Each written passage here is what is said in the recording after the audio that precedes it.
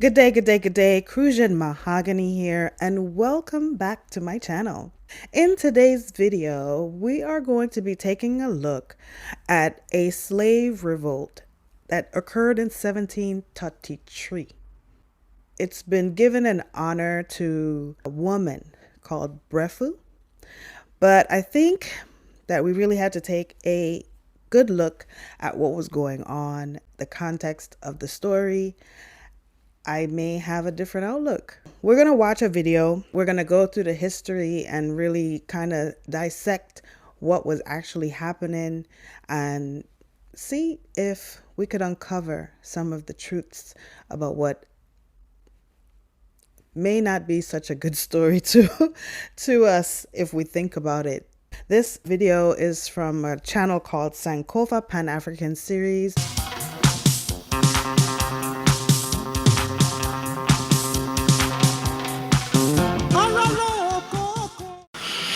Hello, this is the Sankofa Pan-African series.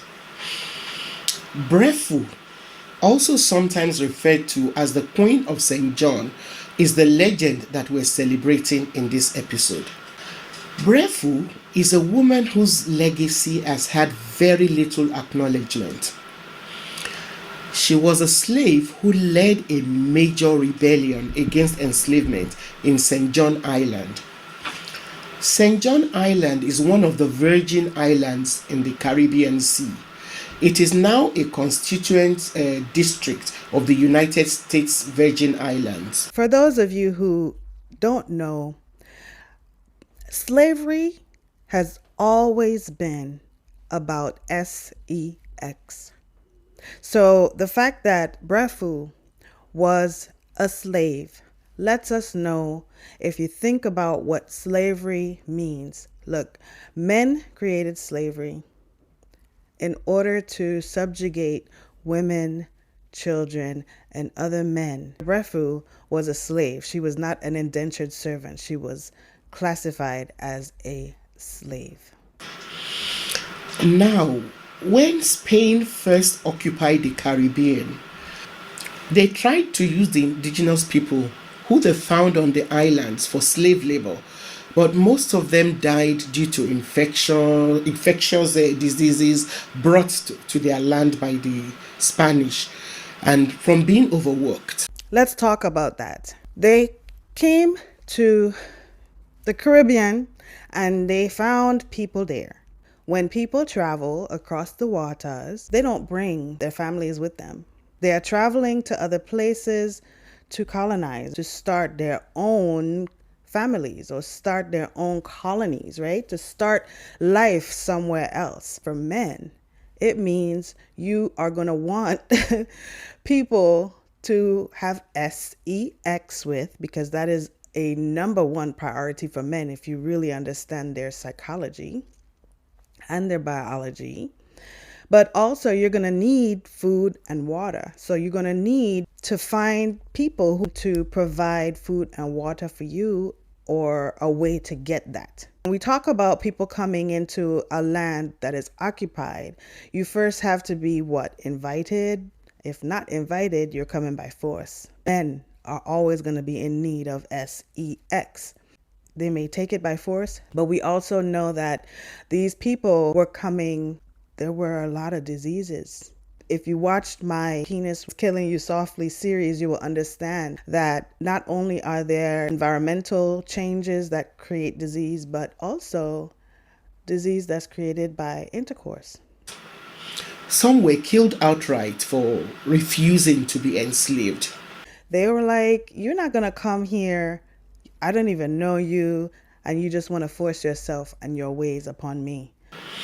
By the late 17th century, the British, French, and Dutch competed for the island of St. John, and it ended up being claimed by the Danes. Just as a little bit of more of a backstory as far as the different countries that staked their claim. If you know anything about the Virgin Islands, you will learn that supposedly there were 7 flags that they raised on that island, which meant That there was times where the Spanish, the British, the French, and of course the Danish, as we will talk about, they were the Knights of Malta. Can't recall the rest. But anyway, the Dutch or the Danes were the last flag that was raised prior to the United States purchasing these islands and becoming the hegemonical rulers of the Virgin Islands. However, there were people there. So all of those different countries wanted their stake in these wonderfully beautiful islands, if I must say so myself. By 1718, Dutch planters had also installed themselves on the island.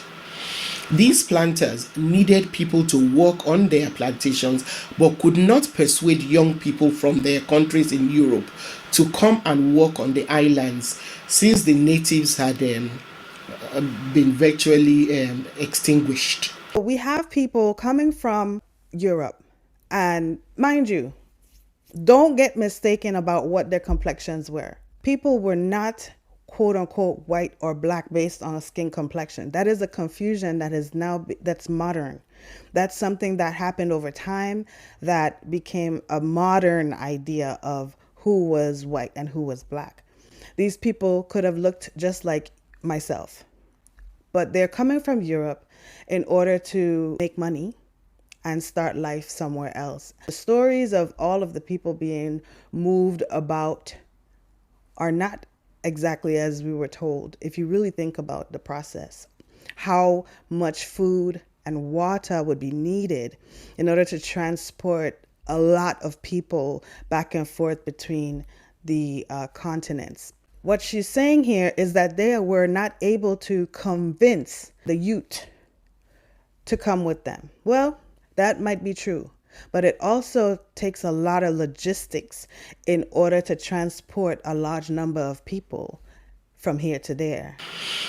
Attempts to export Danish prisoners to work on the island, the way the British did in Australia and New Zealand, also failed.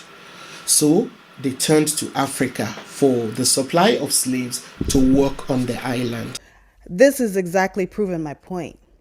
If you were not having logistical problems, why is it a hard time to move prisoners from there to here? Prisoners don't have a choice, right?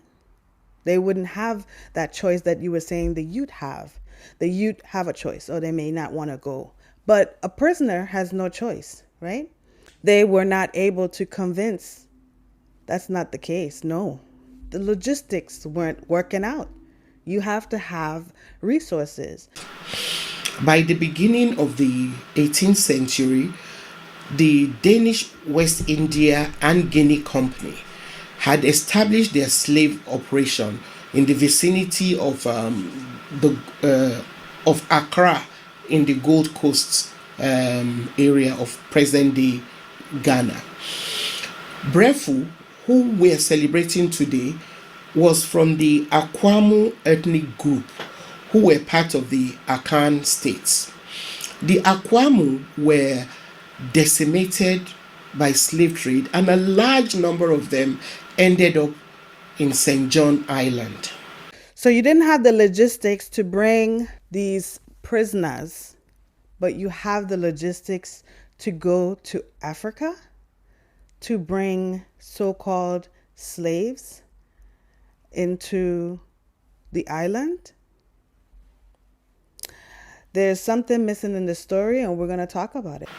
Breffu was enslaved at a plantation in the Coral Bay part of St. John. And now we're going to go to the documentation of how they ended up on St. John. So let's talk about where these people came from. The Akwamu, Breffu, the Queen of St. John included. By the beginning of the 18th century, the Danish West India and Guinea Company focused its slave trading operations in and around the city of Accra, in what is now Ghana. The Akwamu people of the Akan region had defeated the Accra and enslaved the conquered tribal members before selling them to the Dutch. Eventually, the Akwamu were defeated Akiem people after the death of their ruler, King Ansa Sasraku. And by 1730, many of the Akwamu people, now enslaved, were sold to Danish slave traders and transported to the island of St. John in the Danish West Indies. The enslavers became the enslaved. Late in 1733, in retaliation for rough treatment and harsh living conditions, enslaved people across the island of St. John, including the newly arrived Akwamu, fled their plantations and hid in the woods where they planned a revolt. Now, let's look at who those leaders were of this slave revolt. The leaders included Prince June, Prince Kanta, King Bolombo, Prince Akwashi, and Princess Breffu, who were enslaved. Well, Breffu herself, Princess Breffu, was enslaved on the plantation of Prita Croya in Coral Bay, St. John. These people left Ghana as slaves, but before leaving Ghana as slaves, they themselves were the enslavers. Now that we have a context for how Breffu and the other nobles of the Akwamu tribe who were enslavers ended up on St. John, we're going to continue with the story now, starting in 1733, where this uprising occurred. So let's go into the story with our context in mind. In 1733, most of the islands in the Caribbean experienced really bad weather, like hurricane, drought, and crop infestation, leading to extremely severe living conditions on the islands. In order to protect themselves from the harsh conditions caused by these natural disasters, many slaves in the islands, including St. John, left their plantations to hide in the woods or forests. In other words, to maroon. Those of you who may not be familiar with what we call a maroon, people would leave the plantations and go into hiding to avoid having to be used as a slave, whether it be for sex or in order not to have to work. Many people did not want either. And so, especially if there were harsh weather conditions, after hurricanes and such, it takes time for the earth to come back to where you are able to get foods and cultivate the earth, and you have a lot of things that have to be done logistically in order to start over, work the land, because it's going to take time before everything goes back to normal. In these situations, I could imagine that there might have been a problem with finding food, and people just not wanting to have to do the extra hard work. Think about this. Not only were there at the time people who owned slaves, because again, slaves were property. There were also other people that lived on the islands that were just living.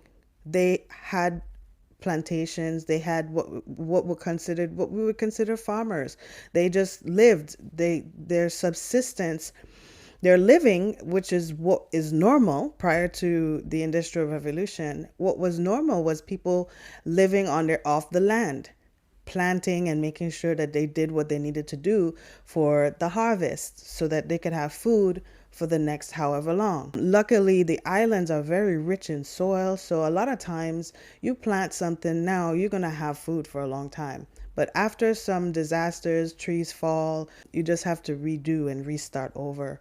And I'm assuming and I'm thinking, if I use my logical mind, that maybe these people just weren't ready to, if they were slaves, yeah, they wanted to get out of there. And if they were indentured servants, maybe they were just not interested in working at that time.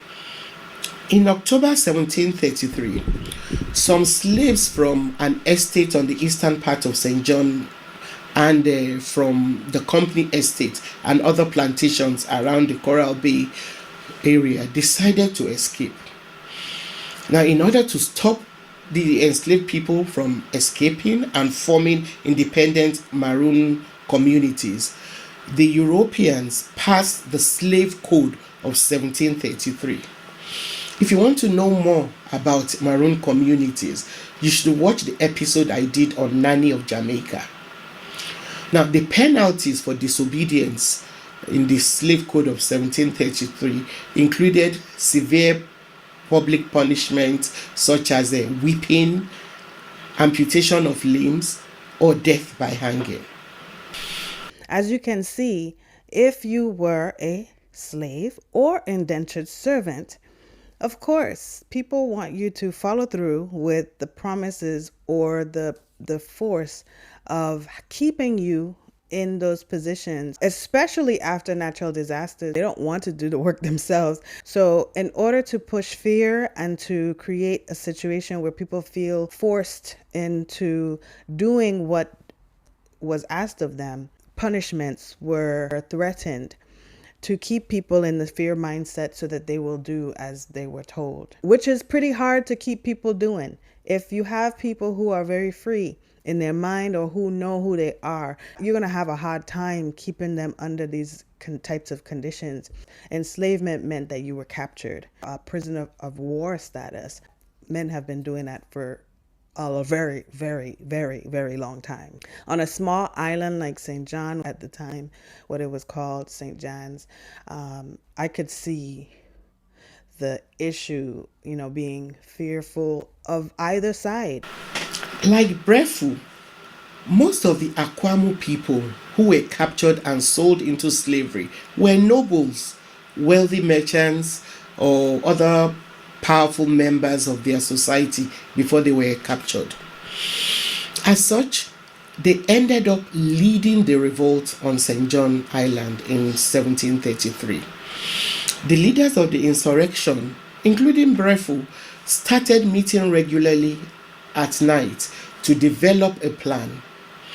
They came up with a strategy to start a revolt, take control of the island, and rule it. Let's be very clear. There were kings amongst those who came up with the idea. You know what? We were slavers where we come from. We want to continue the tradition of enslaving. We don't want to be in a position of being the slaves. And this uprising came about as a way of them taking power from the Danes into their own hands. They wanted to now be the enslavers and the masters of the other people that were on the island. They just wanted to take over power. So it was pretty much a coup, overthrowing the Danish masters by then becoming themselves the masters over the others. Now keep in mind, Breffu, who is known as the Queen of St. John, she is a slave. She's a servant. She's a concubine.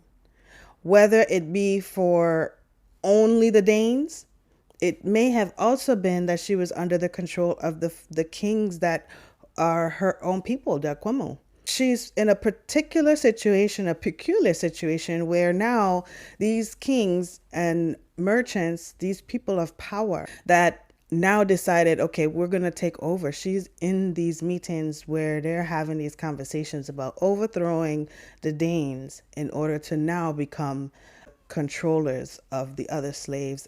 Did she really have a choice in this matter? Do you think that she really had a choice? And if she did, how much power actually was she wielding? So on the 23rd of November 1733, the insurrection started with open acts of rebellion by slaves working in the Coral Bay plantation. An hour later, other slaves joined the insurrection, pretending to be coming to the fort at the Coral Bay to make regular deliveries. The slaves who joined the ones at the Coral Bay plantation had hidden knives which they used to kill most of the soldiers at the fort. According to the documents, there were, I think, 3 or 4 soldiers at the fort at that time. One was allowed to escape, whether it was by accident because he didn't succumb to his injuries, or it was on purpose so that he could let the others know, hey, this is what's going on. After conquering the soldiers, a group of rebels stayed at the fort to maintain control. Another group took control of the estates in the Coral Bay area after hearing pre-arranged signal shots from the fort's cannon. On hearing the signal of the cannon, Breffu entered the main house on the estate on which she had been enslaved and killed both her master and his wife. Taking all the gunpowder and ammunition and accompanied by a fellow slave, Breffu then proceeded to annihilate other slave-owning families that were neighbors of her masters. According to the documentation, the other person that accompanied Breffu, their name was Christian. Okay, that's the name of the person, Christian. But they didn't designate whether Christian was male or female. I haven't seen any documents that confirm the gender of Christian. But Christian and Breffu were the two that were working together. The slaves killed many of their enslavers on several plantations before moving along to the north shore of the island. They did not destroy any property as they advanced because they intended to take over the estates and resume crop production for their own benefit. While they fought, a white soldier managed to escape and alert the Danish officials. However, the alert was too late, as the slaves managed to take over the fort and fire the cannon from the fort, indicating that they had taken over. A few slave owners managed to escape from the island in their boats, and the Akwamu people took control of most of the island. Under the leadership of Breffu, the plan of taking over the plantation was successful until the early part of 1734, when the French collaborated with the Danes to take back the island. Let's keep in mind, at this point, we have the insurrection that occurred November of 1733. In April 1734, Breffu, Queen Breffu, as well as 20 odd other enslaved people, decided to take their own lives. Rather than surrender and become re-enslaved, in April 1734, Breffu and 23 other brave Akwamu rebels committed suicide. At this point, they're still quote unquote free. But who are they free from? They're free from the Danes. But during this whole time from November when the Danes were overthrown, they were under the hegemony of the kings of the Akwamu people. Remember, the reason for the insurrection was so that these kings now can take over the enslavement and indentured servitude and become the masters. Breffu, along with 20 some odd others, still under the oppression of slavery. They have new masters, but they just refused to continue to be under those masters just as much as they were under the Danes. They really wanted their freedom, full freedom. And maybe they were tricked into thinking that if they were a part of the insurrection, maybe they would themselves get their freedom from people that were their own people.